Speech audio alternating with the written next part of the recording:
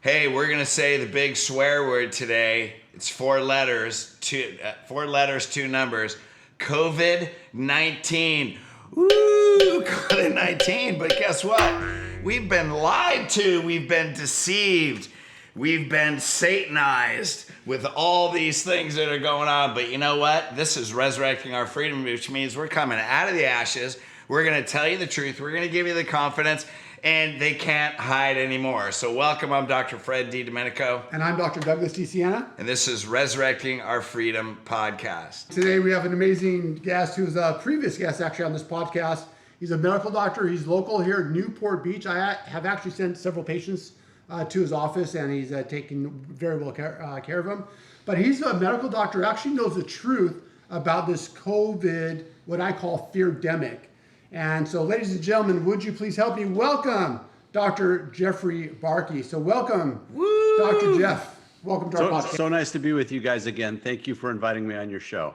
And Thanks, man. The whole world is different. We need some updates. We need some updates from your side, not just our opinions or facts. And last time we spoke, you wrote a book that we will be obviously putting out. I did. Yes. Yeah, I did.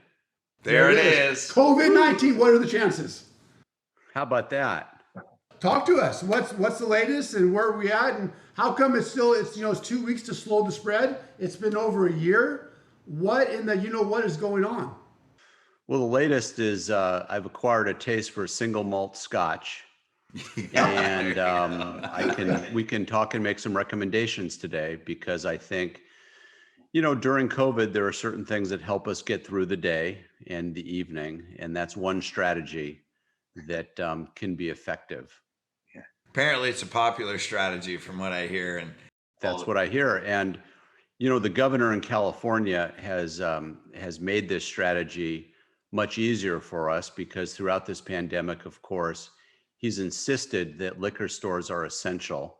Now, I'm not going to argue with him about that. And he's insisted that worshiping at church is non-essential. And so there you have it. And the end result has been some of the highest depression and suicide rates we've seen since the Great Depression. We've seen more teenagers die of COVID-19, or rather die of suicide than die of COVID-19. And, I heard Governor Kristi Noem from South Dakota say recently, and I agree with her, it's not COVID that has crushed our economy. It's government that has crushed our economy. So I really think it's the reaction to COVID that has caused far more problems than the virus itself. And you guys know, don't get me wrong, this virus is real. It's dangerous. If you're in a high risk group, we all need to use appropriate precautions. But our reaction to this has been absolutely insane and has caused more problems than the virus itself, in my opinion. Well, and we know, this, and we have other podcasts on this, that everything we're doing has no basis, has no scientific basis. In fact, all the research says the antithesis of what we've been doing. And so people say, well, let's not politicize COVID. I don't know how you can't, because it is the governors that are driving it. It is a political issue. Like you said, for the majority of population, it's not a life-threatening disease. It's a very specific demographic that it becomes life-threatening, and that's a smaller percentage. So it's more the intention behind COVID than it is COVID. Yeah, you're right. And COVID became political. I think it actually became political once President Trump started holding almost daily press conferences, and he made mention of a drug that I continue to use today that has great efficacy, and there's more and more studies showing that. And that is, of course, hydroxychloroquine, that early on in the pandemic, he said, hey, I think this stuff might work. And it immediately became political, and still is political today. I still have difficulty prescribing it. I still have pharmacists that question my prescriptions, even though that hydroxychloroquine has been around for 65 years. It has a proven safety record. It's not controlled. And for those that are watching, a controlled substance would be like a narcotic, OxyContin, Vicodin, benzodiazepine like Valium or Xanax. Those are controlled. whereas antibiotics and various other easy to prescribe medications are not controlled, and hydroxychloroquine is one of those. So it was literally, there was a time where it was easier for me to write a prescription and get a pharmacist to dispense Vicodin or OxyContin than it was for hydroxychloroquine. And when that happens, you scratch your head and go, what in the heck is going on that my judgment now is being questioned by pharmacists, and versus a patient can go in with a prescription for Vicodin, no harm, no foul, no phone call, no question, no nothing. And I have nothing but the greatest respect for pharmacists. They save us on many occasions a prescription that's written that you can't read, an error in dosing that they catch, an interaction with another medication that we didn't realize, and they call us and they appropriately exercise their position and help out patients. But in this case, it's been just the opposite, where they intervene to the point where there are many doctors that they just don't have the time or the energy to be hassled by a pharmacist. So they just simply stop using creative mechanisms to treat patients. And they just say, I don't really treat COVID. Go home, isolate. If you get sick enough, show up at the hospital. And that's what's happened to a lot of patients. And I'm convinced if we had had a public relations effort to educate physicians and the public about the early treatment of COVID-19, and we've got so many tools now. I don't mean just hydroxychloroquine. We've got ivermectin. We've got inhaled budesonide that I heard Richard Bartlett out of Texas popularized about a year ago, and he got just beat up. And I've been using that for a long time, and other medications. If we had pushed some of those early interventions, I'm convinced we'd have so much less death and misery as a result of this virus.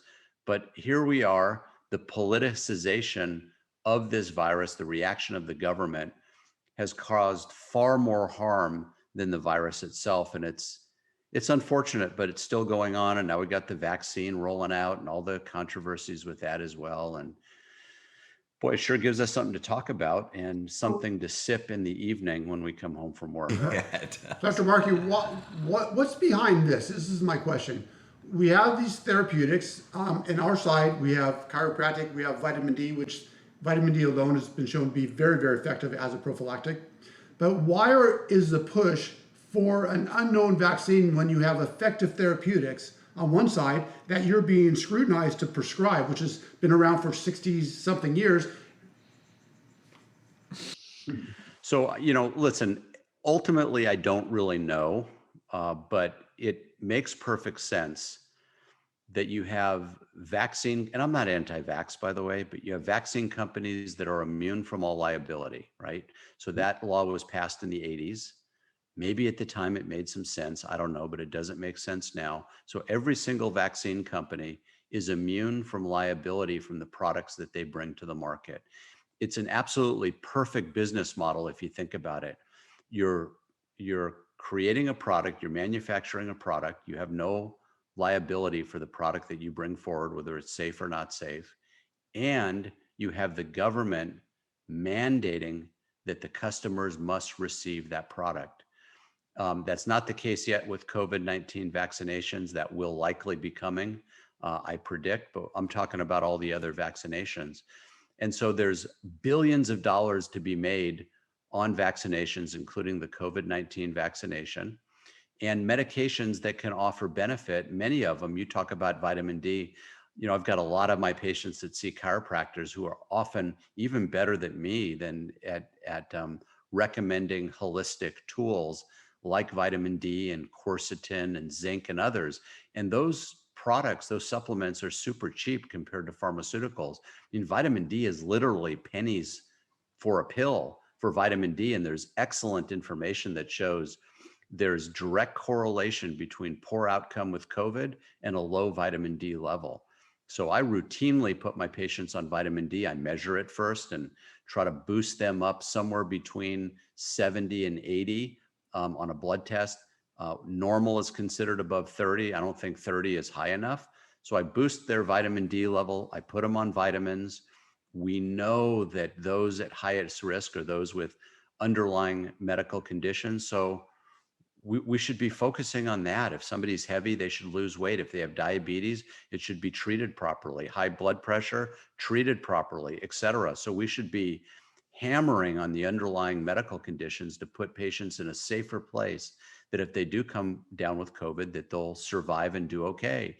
And then we should be promoting the aggressive early treatment of mild symptoms. I mean, I don't know, guys. I don't know any other medical disease where treating early doesn't have a dramatic input, a dramatic result on outcomes. I mean, you tell me a disease, and if we treat it early and aggressively, we're going to have a better outcome. Diabetes, asthma, hypertension, heart disease, whatever it is. I mean, here's the equivalent. Imagine a woman goes into her doctor and is diagnosed early with breast cancer, right? Mammogram, a lump, biopsy, has early stages of breast cancer, hasn't spread, but the doctor says, well, I'm sorry you have breast cancer. You give me a holler if it should get worse and spread, and then we'll intervene and try to do something about it. I mean, that would be criminal, but that's exactly what we do. Most people, most doctors do with COVID. Go home and isolate, stay in your house, stay away from other people. If you get really sick, the next move is to show up at the hospital. And although we're much better at treating hospitalized patients than we used to be early on, that's not the right approach. We should be treating this to keep people out of the hospital. You know, Richard Bartlett out of Texas, the inhaled budesonide guy, he did some studies that showed a dramatic decrease in hospitalization if it's used early. And there was an article just the last week or so out of Oxford in England, and they confirmed that the early treatment with inhaled budesonide reduces hospitalization, reduces death, reduces the number of days of hospitalization, and so on and so forth. That was studied, by the way, Dr. Barke, that was a 90% reduction in hospitalizations for those people. So, and I listened to Bartlett interviewed by, I think it was Del Bigtree that interviewed him. This was just a few days ago. And imagine if we pushed budesonide and nothing else, and we were able to reduce hospitalizations by 90%. Almost everybody that dies of COVID dies in a hospital.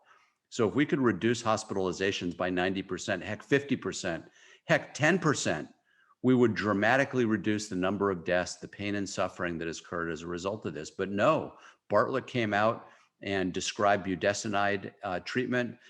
They immediately demonized him and teased him and beat him up and banned him and said, you know, silver bullet doctor, you know, this, that, and the other. And so, of course, a lot of doctors that aren't, you know, into the research and looking at alternative care and so forth, they hear about somebody like Bartlett being beat up and they go, well, I'm not using budesonide. I'm not doing this. I'm not using zinc. I'm not using hydroxychloroquine. I'm just going to do the standard treatment, whatever the CDC or Dr. Fauci tells us we should be doing. I'm just going to follow. Those are the guys that are now strapping on 3 masks to protect themselves from COVID-19 and so forth. So it's been a, you know, the military term FUBAR, and that's really how it's been with this COVID-19 vaccination and treatment and so forth for the past year and change. Well, I have a statement and then a question for you. One is, you know, we talk about this becoming politicized, and you know, when Biden was running for president, his whole thing was Trump didn't handle it. Well, Trump is talking about hydroxychloroquine and all these other things, and then Biden gets elected, and then he says there's nothing we can do, in spite of the fact there's a whole boatload we can do. And so there's, you know, that is a massive contradiction right here. And then, you know, I know when he was running a presidential debate, you know, he's like, how about those people now that they're in their kitchen at dinner and there's an empty chair because someone's died? Like, he's trying to appeal to the hearts of people, and then he gets elected and calls us powerless. Yeah. So there's a contradiction. Now, I'd like to say that's at the top, even though we may speculate. I would say no, but speculate there's people above that are actually driving all this. But the fact that you even go along with it is another story. And then the question I have for you is, you're obviously not afraid to swim upstream. So you're doing things that many of your colleagues probably aren't doing. Do you get your own colleagues saying things about you or to you that are criticizing you? Great question. Yeah, that happens. And I get plenty of colleagues that, walking in the hospital parking lot or whatever, they'll come up to me and they'll say, "Hey, Barke, I heard you on social media. Dude, I totally agree with you. Keep saying what you're saying." But they won't speak out because they're afraid. They don't want to be chastised by their hospital or their local medical group or whatever. But secretly, they send me patients because they don't really know how to treat it, or they, text message me that says, "Hey, keep speaking. You're right on." And that's what happens. So, yeah, I've been speaking out in part because I've been treating patients. So I've treated hundreds and hundreds of COVID patients, and I've done really well. Now, maybe I'm just lucky. Perhaps that's true. But I don't think so with the numbers that I've treated and the results that I've had. This isn't a difficult disease. This isn't a difficult infection to treat. We do this all the time with other illnesses. We know the manifestations and we treat the symptoms. This is an infectious disease, primarily affects the lungs. We have antiviral medication, and we have medication to treat all the various ailments that go along with it, the inflammation, the hypercoagulability, et cetera. So it's within our wheelhouse of primary care to be able to treat this. Yet for some reason, doctors are scared to use their skill set that they've developed over years to make decisions about how to treat it. And it's not difficult. We have more tools now to treat COVID than we ever have. We have new repurposed medications coming online. I just read an article today about their re-looking at Tamiflu, the antiviral used to treat influenza, to see if it helps. We have Luvox. Luvox is an older generation antidepressant. Who thought that it also helps reduce the inflammation, the inflammatory storm associated with COVID? There's some mechanism, it binding to a protein on the endoplasmic reticulum, and it blocks the inflammatory cascade. So I've been using that too. So it's kind of a kitchen sink approach. We use the tools that we have, and we obviously try to treat early with mild symptoms. We also now have, and I've been using this a lot, IV monoclonal antibodies. You remember when Trump got COVID, he got admitted to the hospital and they used IV Regeneron. Regeneron is now available to the general population. I mean, I can just order it from a local infusion lab. They send an RN over and they infuse it. It takes about an hour. And patients do really well. Usually within 24 to 48 hours, you see an immediate recovery. And sometimes that can be the difference between the symptoms escalating or the symptoms quieting down and regressing. So we've got layered treatment that we use. It's not that difficult. Heck, I've got infectious disease doctors that don't understand this and will call me up and say, "Hey, how do I use that new ivermectin stuff? What's the protocol?" Well, you just search it, Google it. Ivermectin protocols, they're out there.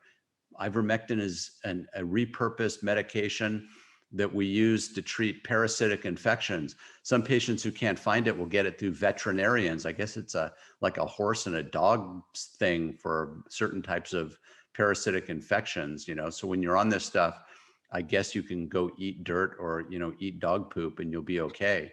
But it's based on weight. It's fairly inexpensive. And most importantly, it works. Hey, I'm taking that ivermectin paste for horses. I'm just waiting for, what's that part of the horse anatomy that'll eventually take over? I don't really know. But it's not working yet, but I figure, I just started, so you never know. Hey, you know what? You are more powerful than you think. Hey, that's right, brother. Let's not forget about that. And this may seem like a very fundamental question, but obviously, if you listen to what you're saying, well, this is out there and this is out there and it's easy. I mean, if all these other colleagues can just get on Google, and they're saying, well, I think, thank you for speaking out. And I get that you have courage that other doctors don't have. So this may be an obvious The information answer. is out there. I don't know why they don't choose to use it. And that's part of the reason why I wrote this book. I started early in the pandemic I started writing essays because I was so frustrated seeing what was going on. So I wrote these essays, and then I put them together into a book to educate doctors, to educate patients, to really try to provide a sense of calm, that they don't have to fear what's going on. It's the fear that I think is really driving some of the behavior. When somebody is scared, then they will do almost anything. And I think that's what we're seeing. They'll put masks on, they'll stay indoors. There'll be I'll show you this picture. There'll be this guy at the airport, or that you see walking around. My wife and I have tried not to limit our travel, because I think it's really important, and my kids live far away. So, we try to travel and visit them.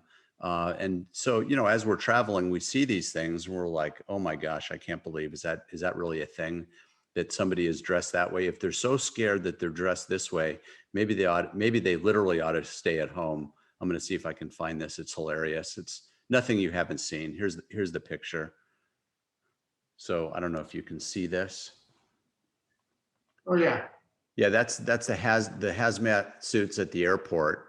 And you just look at that and in disbelief, and you just shake your head and you're like, oh my gosh, are you kidding me? And of course, the person driving in their own car with a mask on, and you just like, what is going on? People walking their dog with masks on, little kids with masks on at the park. I mean, that just breaks my heart when I see that. Yeah.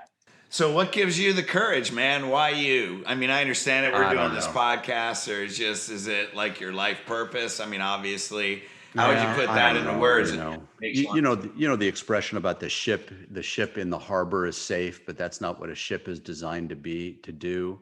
So, I think it was last April, my wife and I got invited out to Riverside. And for those of you that don't know, I live coastal Orange County. Riverside is inland, and it's maybe 50 miles from where I live. It's And like another planet. during non-COVID times, it's like an hour and a half to drive out there in the morning because of traffic. So we got invited out there. The Riverside County Board of Supervisors was going to meet to make a decision about opening up Riverside. So a group of folks were going to rally on the steps outside beforehand to encourage them to do the right thing. So I got invited out. I reluctantly said yes. Fortunately, it was COVID time, so it's like 20 minutes to get out there. And then I was asked to speak. So I stepped up and spoke. And I asked my wife to take a couple pictures of me to send it to our kids. I thought that'd be fun. And of course, she hits the video button rather than the photo button. And I spoke for 5 or 6 minutes. And so she tried to send it to the kids. And we're not too techie. It's too long of a video to email or to text. So somebody says, hey, why don't you just put it on Facebook, and then that way the kids can see it. So she uploads it to Facebook, and all of a sudden I'm getting phone calls and interview requests literally from around the world. And I realized that the message that I was expressing was not being expressed, and that there were a lot of people that agreed with what I said, and a lot of doctors that agreed with me, but that message wasn't out there. And suddenly I was thrust into this spotlight of being given an opportunity to express these opinions. And I thought it was important to do that. So I kept doing that despite the incoming. I've had patients that have left my practice because they don't like my voice, they don't like my politics, but I've had a lot more that have come onto my practice that said, we heard you on the Dennis Prager show, on the Larry Elder show. We heard you on this, that, or the other, and we like what you have to say, and we want you to be our doctor. So the net has been very positive. And, am I courageous? I don't know. I don't like being criticized like anybody. I've been beat up on Twitter like no tomorrow. The viciousness on Twitter is unbelievable, almost undescribable. But despite those things, I think it's important to try to tell the truth, to try to deliver a message of hope, and a message that we don't have to live our lives in fear, and that the approach that we've taken is not correct. It's not right. And quite frankly, I don't think it's scientifically sound, some of these things that we're doing. And so as long as I have a voice and somebody's willing to listen, I'll keep speaking. There you go. So, there's an adage, and I'll have to definitely paraphrase it. And they go, the people that are changing the world for the better, how do you identify them? Because they're the one with the most arrows in their back. Yeah, I guess that's true. And for those of you that want to learn more about what I'm doing, my daughter created a website for me. It's called RX for Liberty, RXFOR Liberty. And I post my essays there. There's links to my book there. If you don't want to do the Amazon thing, and I don't blame you, there's also a link to my publisher that you can buy it directly. It's not expensive, and it's just filled with, I think, insightful essays. You can sign up for my email too. I try to put an essay out every couple weeks and send it to people that are interested in reading it, and you can share it if you want.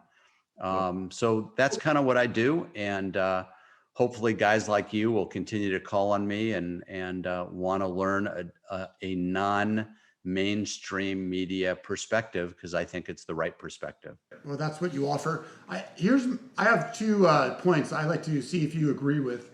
And I think we could save a lot of lives if we did these 2 things. You alluded to one. Number one, take away the 1986 liability removal from the pharmaceutical industry for vaccinations.